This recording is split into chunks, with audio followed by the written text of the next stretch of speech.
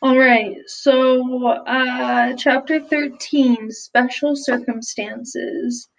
In the last chapter, Tally was supposed to go get her operation, but then this kind of mean looking man, what was the intimidating man, showed up and just kind of said, there was a problem with your operation, come with me. And then Tally followed him. So, chapter 13, Special Circumstances. This hovercar was larger but not as comfortable. The trip was much less pleasant than Tally's first ride that day.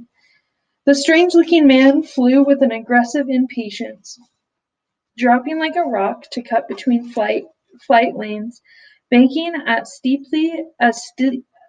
banking as steeply as a hoverboard with every turn. Tally had never been airsick before, but now she clutched the seat restraints, her knuckles white and eyes fixed on the solid ground below. She caught one last glimpse of New Pretty Town receding behind them. They headed downriver across Uglyville, over the Greenbelt, and farther out to the transport ring where the factories stuck their heads above ground.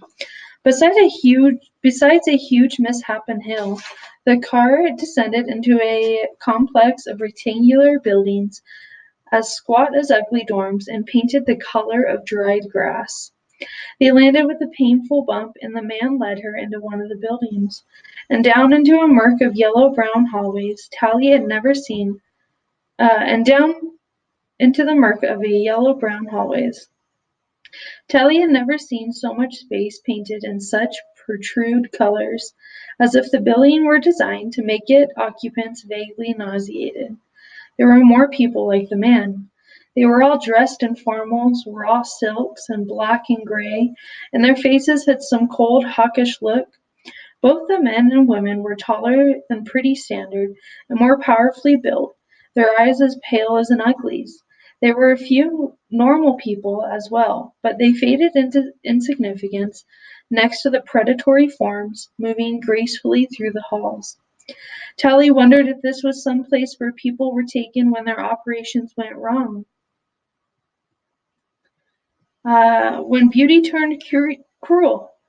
Then, then why was she here? She hadn't even had the operation yet. Tally swallowed. What if these terrible pretties had been made this way intentionally? When they had measured her yesterday, had they determined that she would never fit the vulnerable, doe-eyed, pretty mold? Maybe she'd already been chosen to be remade for this strange other world. The man stopped outside the metal door, and Tally halted behind him.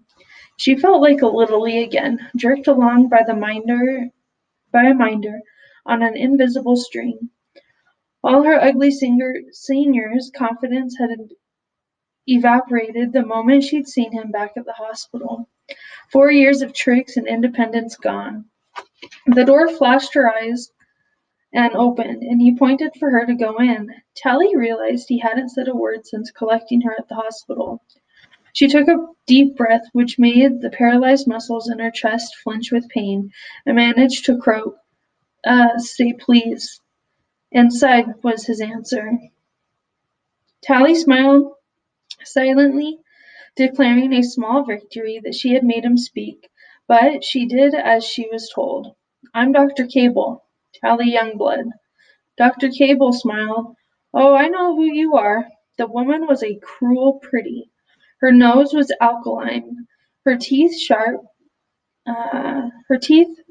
her eyes a non-reflective gray. Her voice had the same slow, neutral cadence as a bedtime book, but it hardly made Tally sleepy. An edge was hidden in the voice, like a piece of metal slowly marking glass. You have a problem, Tally. I kind of guessed that. It was strange not knowing the woman's first name. Dr. Cable will do. Tally blinked. She never called anyone by their last name in her life. Okay, Dr. Cable, she cleared her throat, managed to say more in a dry voice. My problem right now is that I don't know what's going on. So, why don't you tell me? What do you think's going on, Tally?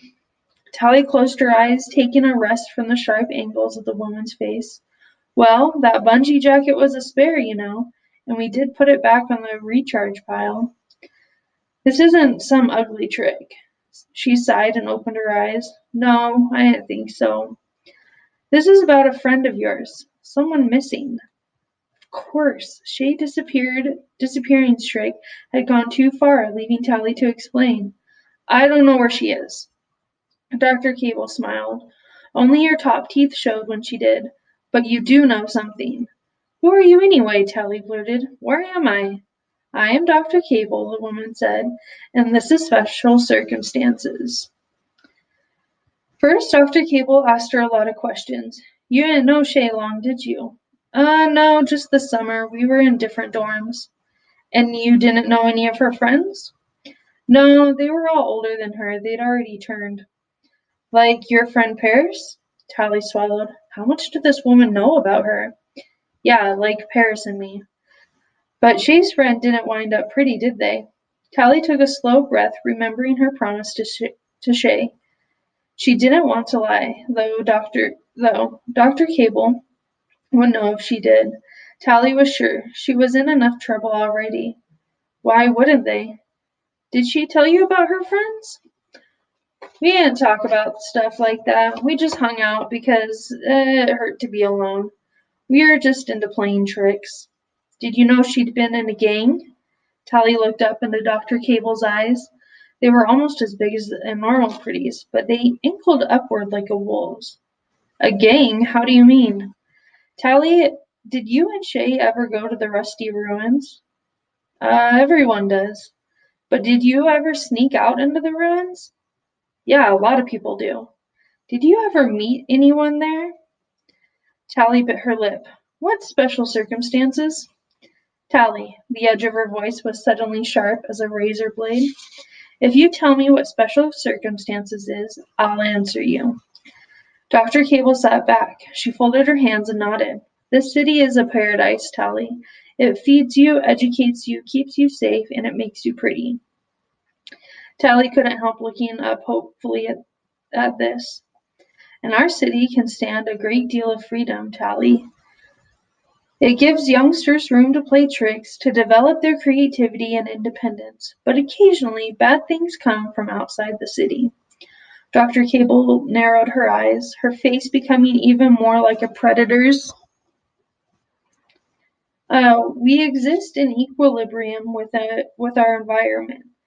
Tally purifying the water that we put back into the river, recycling the biomass, and using only power drawn from our own solar footprint.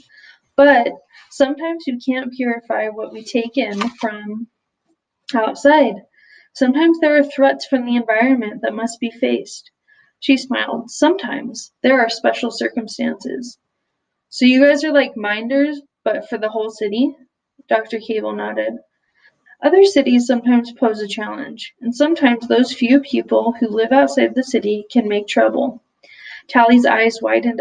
Outside the city, she had been telling the truth. Places like the smoke really existed.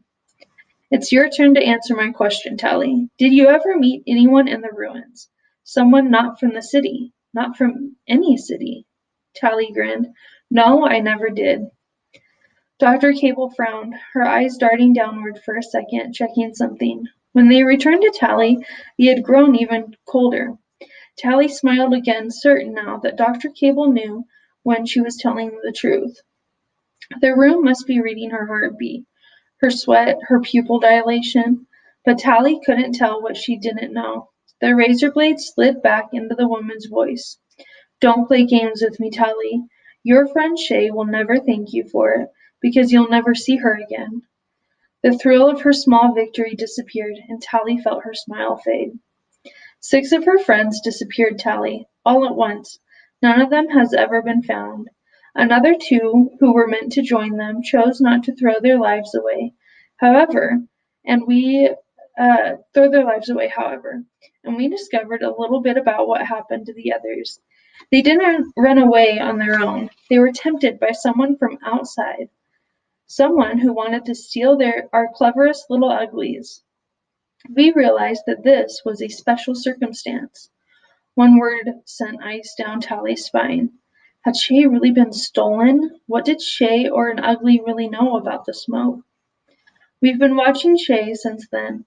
hoping she might lead us to her friends. So why didn't you, Tally blurted out.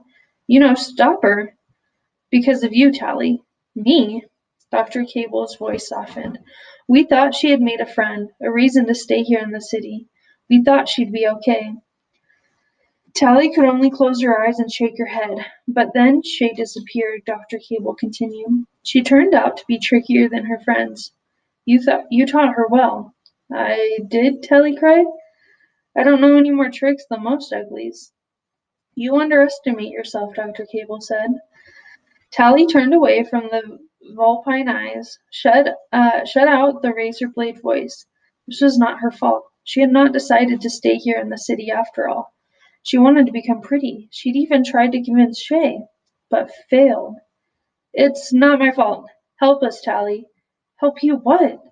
Find her. Find them all. She took a deep breath.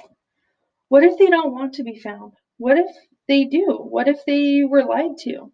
Tally tried to remember Shay's face the last night, how hopeful she had been. She wanted to leave the city as much as Tally wanted to be pretty. However stupid the choice seemed, Shay had made it with her eyes open and had respected Tally's choice to stay. Tally looked up at Dr. Cable's cruel beauty and the puke yellow brown of the walls. She remembered all the tricks special circumstances had played on her today, how they kept her waiting for an hour in the hospital, waiting and thinking she would soon be a pretty, the brutal fight here and all the cruel faces in the halls, and she decided, I can't help you, Tally said. I made a promise. Dr. Cable bared her teeth. This time it wasn't even a mockery of a smile. The woman became nothing but a monster, vengeful and inhuman. Then I'll make you promise too, Tally Youngblood. Until you do help us, to the very best of your ability, you will never become a pretty. Dr. Cable turned away. You can die ugly for all I care.